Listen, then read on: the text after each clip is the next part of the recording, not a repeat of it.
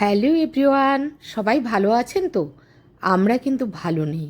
আমাদের পাঁশকুড়ায় কংসাবতী নদীতে প্রচুর জল বেড়েছে, দেখেছেন? একদম বিপদসীমার ওপরে। ভীষণ মানে কি বলবো, একদম বন্যার পরিস্থিতি, বুঝতেই পারছেন। শুনেছি রাতে আরও জল ঢুকবে প্রচুর।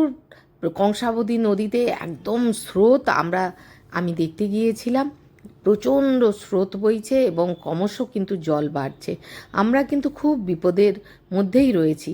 সবাই ভীষণ সাবধানে থাকবেন আর নিরাপদ আশ্রয়ে, কি যারা নদীর পাড়ে থাকেন তারা কিন্তু একটু নিরাপদ আশ্রয়ে থাকবেন।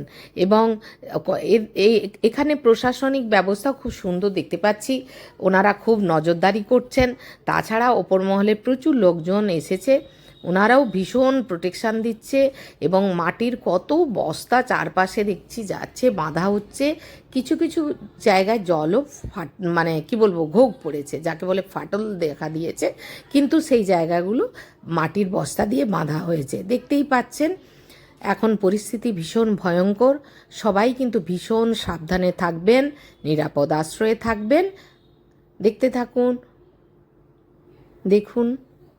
একদম আমি কংসাবতী নদীর পাড়ে গিয়েছি, দেখেছি নৌকো বাঁধা রয়েছে একদম। এদিকে মাটির গাড়ি ক্রমশ বইছে, আর এদিকে দেখছেন যেখানে মাটির জল হচ্ছিল, জল চুঁয়ে চুঁয়ে গেছিলো রাস্তার পর, সেখানে কিন্তু বাঁধা হয়েছে।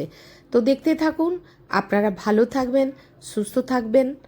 নমস্কার, টাটা।